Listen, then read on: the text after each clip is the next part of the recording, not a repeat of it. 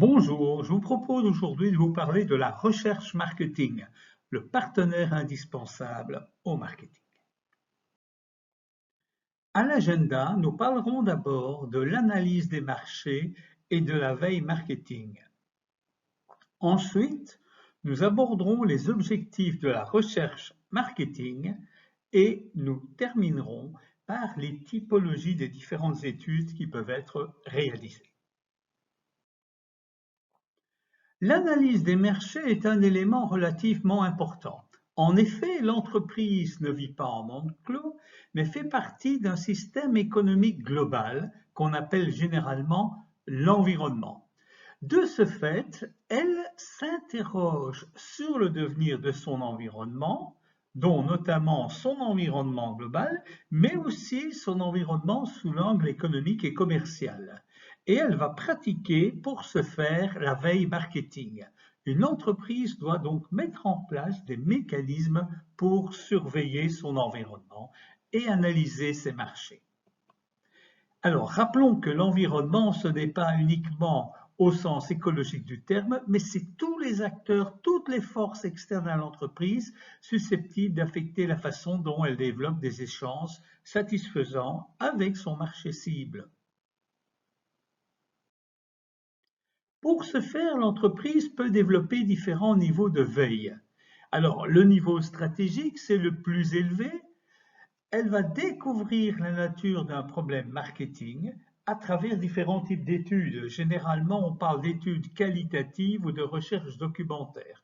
Que ce soit analyser le passé pour étudier le présent et envisager le futur, ou directement faire de la prospective.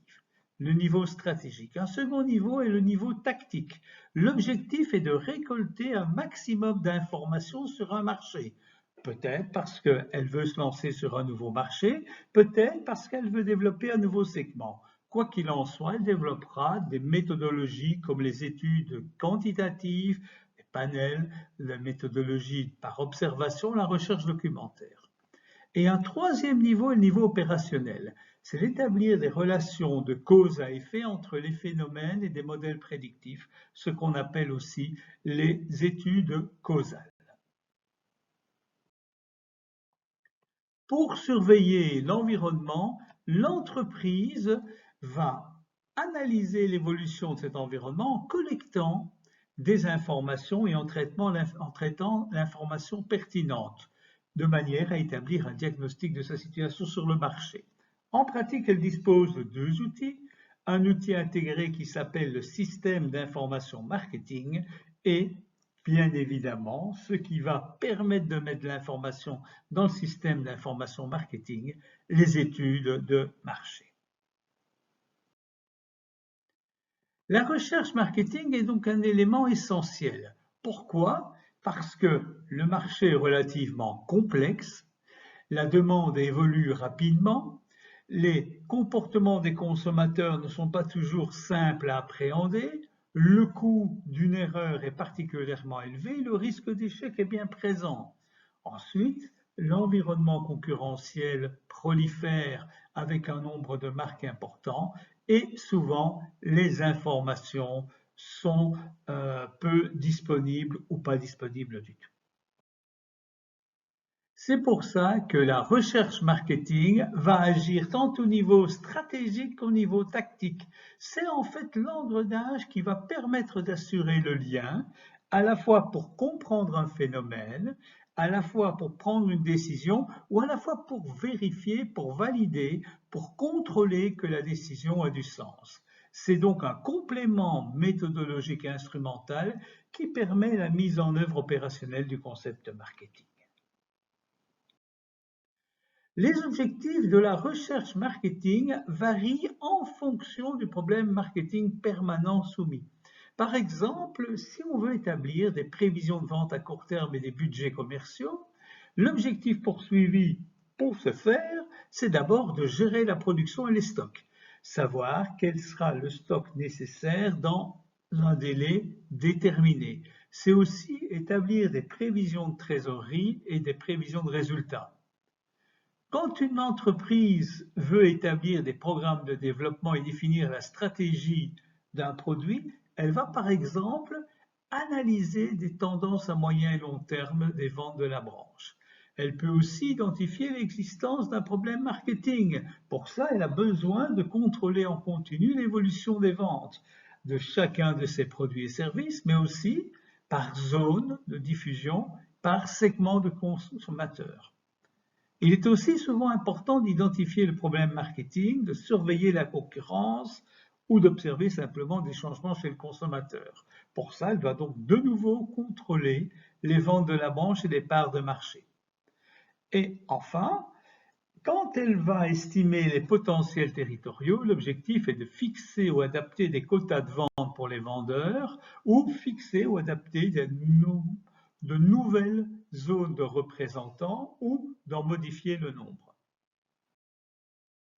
Quoi qu'il en soit, les objectifs de la recherche marketing sont toujours à étudier de manière pertinente.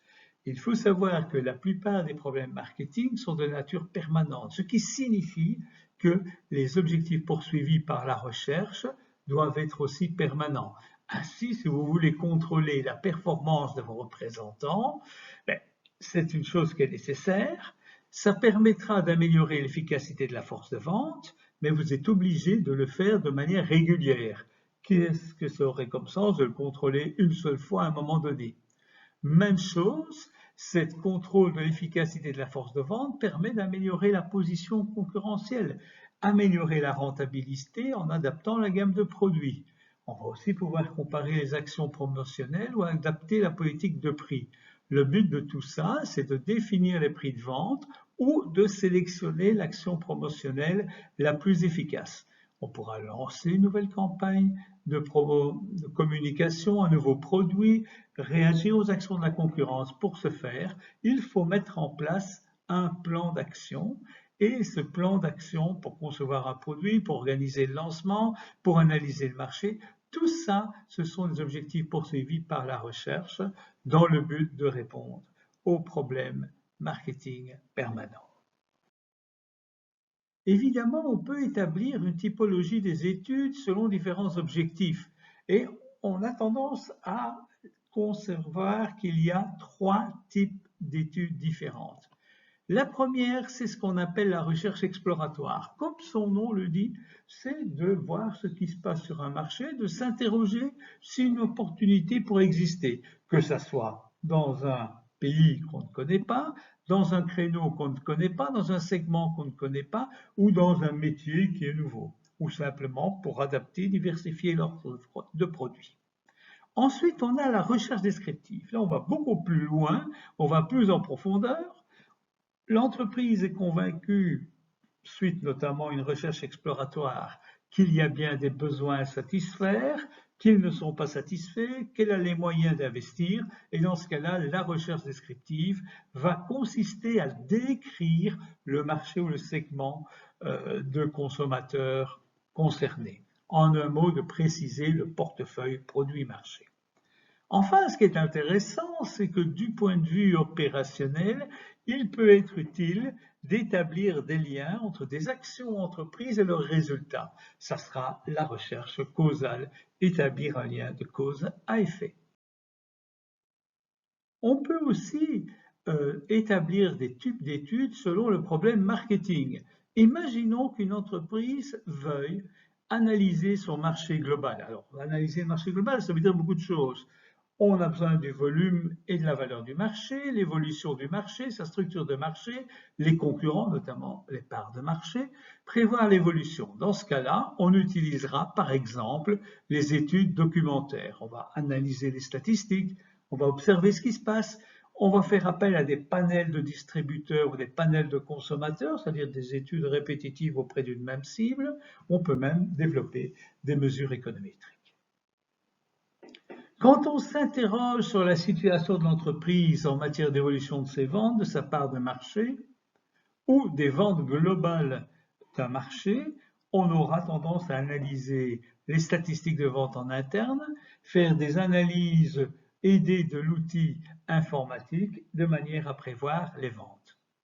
Et on peut aussi développer des études consommateurs, on veut connaître leur profil, leur motivation et leurs habitudes d'achat. On fera appel d'autres types d'études, ce qu'on appelle les études quantitatives, donc qui servent à obtenir d'un pourcentage un nombre estimable de consommateurs. On peut utiliser des études auprès des consommateurs et plus répétitifs qu'on appelle des panels. On peut aussi s'orienter vers une étude qualitative qui vise à comprendre le comportement de gens ou développer des discussions de groupe. Ces différents types d'études peuvent toucher différentes thématiques, que ce soit le produit, la marque, l'emballage ou les prix. À chaque fois, pour chaque type d'étude, il existe des objectifs spécifiques. Par exemple, un test de produit va étudier le concept, va tester la qualité du produit, va tester la mise en vente du produit, va vérifier les motivations du consommateur. Quand on veut étudier la marque, c'est important d'étudier la marque et le nom. On va valider ça auprès d'un panel de consommateurs, une étude qualitative ou quantitative.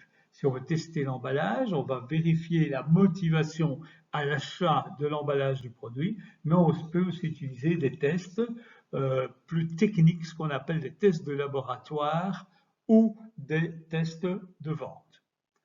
Enfin, pour les études de prix, on peut aussi utiliser différentes méthodes qui permettent de mesurer la rentabilité, l'élasticité des quantités vendues au prix, les changements de prix, leur impact ou la détermination du prix optimum. Toujours concernant les études de marché, on a de nombreuses études de communication pour tester avant la campagne, pendant la campagne, après la campagne, l'efficacité. Ce sont les études de base, quantitatives, les études de motivation, les pré- et les post-tests d'annonces publicitaires, les études psychologiques, les tests en laboratoire, les appareils comme le tachytoscope par exemple, l'analyse d'audience, la recherche opérationnelle, le day after recall ou les bilans de campagne. Et on peut enfin trouver des études dans le thème de la distribution qui consistent à analyser les ventes, les panels distributeurs, les interviews des distributeurs, comprendre pourquoi un canal de distribution fonctionne mieux qu'un autre, le mystery shopping, on se fera passer pour un acheteur mystère, la simulation d'achat, l'observation, l'enquête auprès des grossistes distributeurs ou l'analyse et la gestion des stocks. Ce sont pour la plupart des problématiques opérationnelles du marketing tactique. Mais on peut aussi s'interroger sur l'efficacité globale de la stratégie marketing ou mesurer l'efficacité globale du marketing mix. Dans ce cas-là, on aura affaire aux marchés tests, qu'ils soient nationaux ou régionaux, que ce soit le marché test spécifique à un panel distributeur ou un panel consommateur, ou les tests de vente. Bien sûr, ces types d'études varient aussi selon la méthodologie. De manière générale, on peut considérer qu'il existe trois grands types de méthodologies. Les enquêtes par communication où une personne va interroger une autre personne, que ce soit en groupe, en individuel, dans la rue ou lors de focus group. Les études par observation, on va analyser ce qui se passe, alors analyser, observer les personnes ou observer des comportements ou observer des habitudes de consommation à travers des outils technologiques comme par exemple des scanners.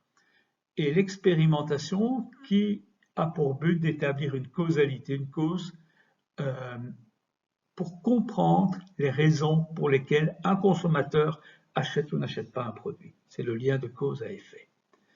Évidemment, l'étude de communication permet de mesurer différentes choses, la connaissance, l'apprentissage, les comportements, les intentions d'achat, la motivation. Elles sont très flexibles, on peut quasiment aborder tous les thèmes, c'est relativement rapide, interrogeons la personne, nous obtenons des résultats, et le coût est relativement bon marché par rapport à d'autres études. Le problème, c'est qu'on interroge des personnes, donc on ne mesure pas la réalité, on mesure la perception que la personne interrogée accepte de nous dire de son comportement. La précision demande d'être particulièrement attentif et elle est généralement faible. Et les études sont relativement peu objectives. Par contre, plus on avance vers d'autres types d'études comme l'observation et l'expérimentation, l'objectivité sera plus forte, la précision sera meilleure, mais le coût va augmenter. leur rapidité sera plus lente, et au niveau flexibilité, elle sera inversement corrélée avec le coût et la précision. Ainsi, les études par communication sont très flexibles, les études par observation moyennement flexibles et les études par expérimentation très rigoureuses. Elles sont complexes à réaliser, donc peu flexibles. On peut, dans ces études par communication, aussi s'interroger sur deux axes. Allons faire une étude spécifique, ce qu'on appelle une étude ponctuelle, ou des études d'évolution. Quand on parle d'études ponctuelles, on a deux grandes familles. Les études quantitatives qui visent à quantifier le comportement des personnes, soit on achète une étude à un moment donné, rien que pour l'entreprise, qu'on appelle une étude sur mesure ou ad hoc, où on s'inscrit dans une étude qui est organisée pour plusieurs souscriptions, où chacun pose ses propres questions, n'obtient que ses résultats, ce qu'on appelle les enquêtes omnibus, moins coûteuses puisqu'on n'a que le résultat à ses propres questions. Évidemment, s'il s'agit d'un long questionnaire, mieux vaut avoir une enquête ad hoc. Et puis on a les études qualitatives. Là, le but n'est pas de connaître un nombre précis, d'obtenir un pourcentage, mais au contraire de comprendre comment les gens raisonnent. On va donc développer des études de motivation, des discussions de groupe et des entretiens libres. Si on ne s'intéresse pas aux études ponctuelles, mais qu'on veut avoir une mesure d'évolution, on devra s'adresser à des études spécifiques. Soit les études omnibus, donc des études répétitives qui vont varier l'échantillon au fur et à mesure, mais qui vont poser les mêmes thématiques. Ça peut être des audits de points de vente ou des jurys de consommateurs, soit des panels permanents. Alors les panels permanents, ça peut être de consommateurs, ça peut être de professionnels, ça peut être de distributeurs, ça peut être des panels d'audience, notamment avec des mesures qu'on appelle l'audimat ou des panels plus généraux. Si on varie l'échantillon d'une mesure à l'autre, on ne fera plus appel à un panel, mais dans ce cas-là, une étude répétitive qui peuvent interroger les consommateurs. Elles généralement vont concerner la communication ou l'audience. Parce qu'il y a un effet évidemment de ce type d'étude. Imaginez que vous posiez toujours les mêmes questions aux mêmes personnes, notamment sur la publicité, quelle publicité avez-vous vu, au bout d'un certain nombre de mesures, le répondant va avoir tendance à vouloir observer certaines choses et ne sera plus un répondant moyen, vierge de toute influence. Par contre, quand il s'agit de mesurer un comportement, c'est moins gênant. C'est pour ça que généralement les panels concernent les études par comportement, tandis que les études par communication sont sous forme répétitive. Quoi qu'il en soit, ces études sont toutes utiles à la recherche marketing et permettent de mesurer cette veille marketing indispensable à la réussite de la stratégie marketing.